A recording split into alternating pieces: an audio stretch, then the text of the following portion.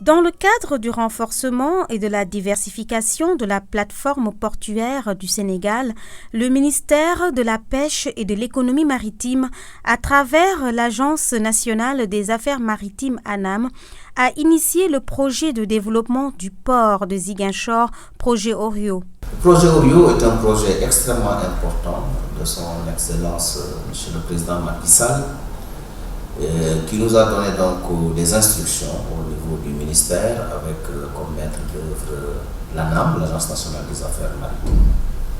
Ce projet consiste au dragage du fleuve Casamance sur une profondeur de 7,5 mètres. Et l'on nous a même informé que par endroit nous avons 8 mètres, moins 8 mètres. Et également le développement du port de Ziguinchor. Parce que vous savez que Ziguinchor va devenir un hub. Après Dakar sera le port le plus important au Sénégal.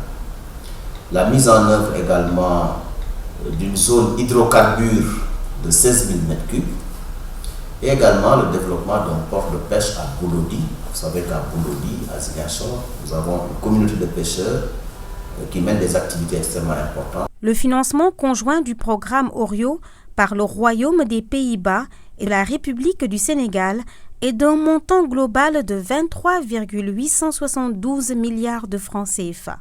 C'est une coopération multiforme, particulièrement dans le secteur maritime. Nous travaillons beaucoup autour de projets structurants qui touchent le transport fluvio-maritime. Le dragage est vraiment un désenclavement de la région. Ça constitue aussi une partie du plan Sénégal émergent de son Excellence Macky Sall. Et pour le peuple de la Casamance, ça peut réellement changer la donne. Dans un désenclavé, la Casamance rend la région beaucoup plus intéressante, attractive pour les investisseurs nationaux et internationaux, avec un impact direct sur l'emploi aussi d'habitants de la zone.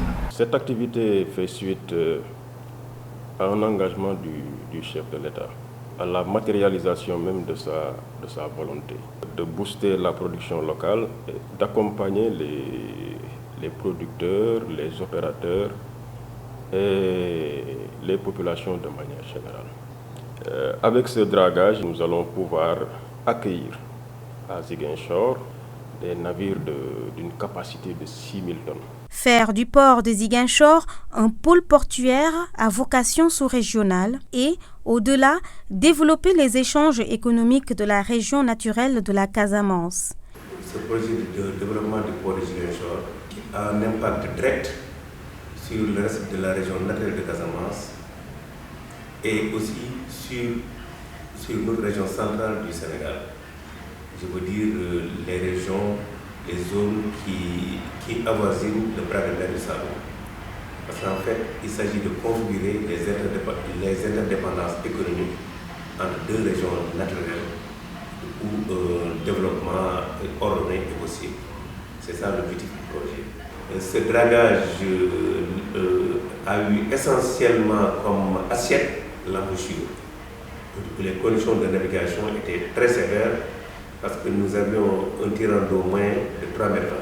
Le contrat parlait de 7,50 mètres avec une tolérance de 50 cm, sous le zéro d'écart, il faut le préciser. Mais quand on a fait un sondage après le dragage, on a découvert des tirants d'eau entre 8 et 8 mètres 10. Améliorer le conditionnement des produits halieutiques et de la sécurité des pêcheurs artisans par la construction d'un port de pêche moderne conforme aux normes et standards internationaux afin de booster les exportations. Le port de Ziguinchor sera bien sûr considéré maintenant comme le second port du Sénégal après le port de Dakar. Avec les navires que nous avons, Aline Sitoé Diatta, Agen et Djambogne, cela renforce la sécurité maritime. Cela va effectivement jouer sur les heures d'arrivée à Ziguinchor. On va gagner 30 à 45 minutes et faciliter effectivement le transport entre Dakar et Ziguinchor. Améliorer le mode de gestion et d'exploitation du port par une concession de type partenariat public-privé. Tout au début, on ne croyait pas beaucoup, mais maintenant c'est une chose faite. C'est un atout extraordinaire pour la population économique de cette région. Parce qu'ils sentent maintenant qu'ils peuvent se mettre à travailler la terre, à faire produire la terre. Parce qu'ils savent que quand ils vont travailler cette terre, ce qu'elle va leur rendre, ils peuvent pouvoir l'évacuer dans d'autres cieux. On est entièrement pour et on remercie la partie hollandaise. Les plans de sondage après travaux ont été approuvés par le bureau de contrôle en relation avec le service des phares et balises. Aujourd'hui, il y a des bouées qui sont posées de part et d'autre du chenal pour permettre au trafic de naviguer librement sans danger de l'embouchure jusqu'au port de Ziguinchor. Ça permettra à ce trafic de pouvoir naviguer de nuit. C'est-à-dire quand vous entrez dans le chenal, à droite vous verrez des feux verts et à gauche des feux rouges. C'est un balisage complet, ça permet aux navires de naviguer de jour comme de nuit.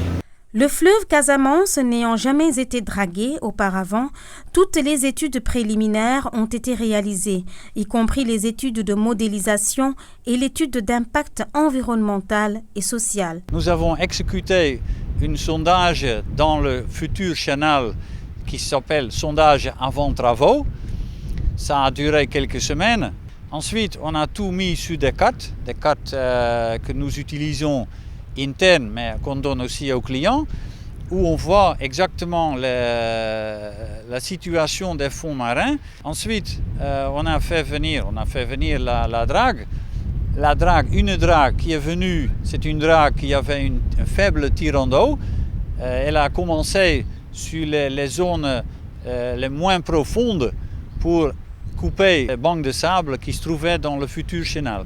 Et ensuite, on a dragué le chenal complet sur moins 7,50 minimum, parce qu'il y a beaucoup d'endroits qui sont déjà à moins 8. Les profondeurs ainsi obtenues après les travaux sont de moins 7,5 mètres en zone A, moins 7 mètres en zone B et C, avec une tolérance de plus de 50 cm. Il faut noter qu'avant, les tirants d'eau maximum qui pouvaient accéder au port de Ziguinchor étaient de 3,20 m. Aujourd'hui, ce dragage nous a permis d'augmenter ces profondeurs-là à 7,50 m avec une tolérance de 50 cm. En moyenne, nous avons une profondeur de 8 mètres de l'embouchure jusqu'au port de Ziguinchor. Ce qui est une première. On a mis en place un système de balisage lumineux, ce qui permet une navigation de jour comme de nuit sur ce chenal pour pouvoir fluidifier les échanges. Je pense qu'à terme, les gens vont commencer à naviguer la nuit. Parce que moi, en venant ici, j'ai navigué la nuit parce que je suis rentré dans le fleuve à 5 h du matin. Et j'ai trouvé des fonds vraiment qui me permettaient d'être vraiment tout à l'aise. J'étais vraiment à l'aise pour naviguer sans problème. Engagement du chef de l'État, son Excellence M. Macky Sall, président de la République, le 19 février 2015, à l'occasion de la réception officielle des navires Agen et Djambogne, le dragage et le balisage du fleuve Casamance sont devenus une réalité, au grand bonheur des populations. Il dit qu'il est très satisfait du travail qui vient d'être réalisé. Travail noble. Et donc, il remercie le chef de l'État, l'ensemble du gouvernement, le Premier ministre et surtout le ministre de la Pêche.